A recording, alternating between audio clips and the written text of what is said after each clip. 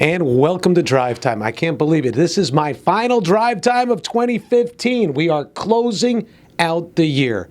Rob and Jenna with you. And Jenna, as we finish up this Buccaneers season, as they get ready for their last game against the Carolina Panthers, you know what? A lot of the questions we had when this season began about the offense have been answered, and we're happy with those answers.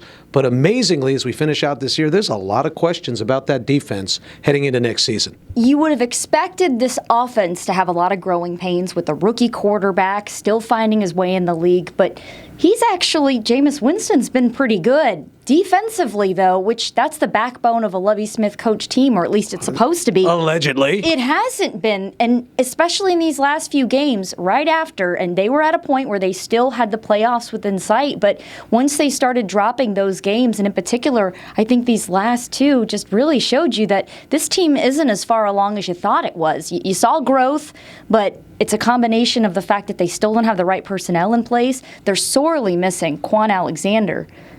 And those two things combined, between the Rams game and now the Bears game, two humiliating losses to both teams that were at one point or another coached by Lovie Smith.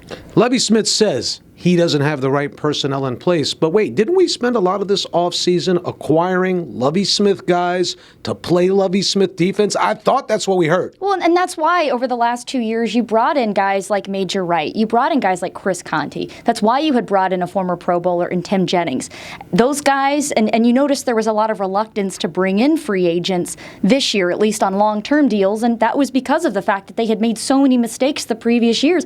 Well, Lovie Smith, for the most part, has final say in those personnel moves. And so when you bring these guys in, you have these expectations. It doesn't pan out.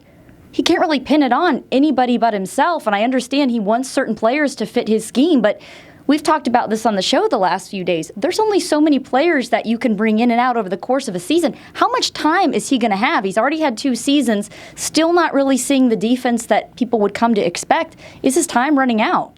It may be. And as I sit here and I think about it, I can't say that I've seen anything from this coaching staff to indicate that it's going to get better next year. And that's the big question. Do you see the ability for them to make it better? You could make this team better if you get the right pieces in place. I think you need that dominant edge rusher. I think Ja'Quez Smith is a starting defensive end, but I would like to see someone opposite of him that really, I think, can also take some of the heat off of Gerald McCoy, too, that really dominant edge rusher. Is this draft class filled with a guy, or does it have a guy that can mimic the likes of a Julius Peppers or Simeon Rice? I mean, that's what it takes, I think, to make this defense really work. They've got that middle linebacker. What about in the secondary? I think they need new corners. I think they need new safeties.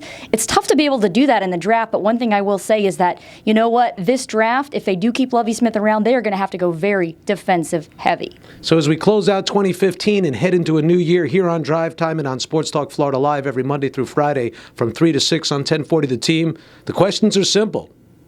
What do the Buccaneers need to do to upgrade that defense? And is Lovie Smith up to the job?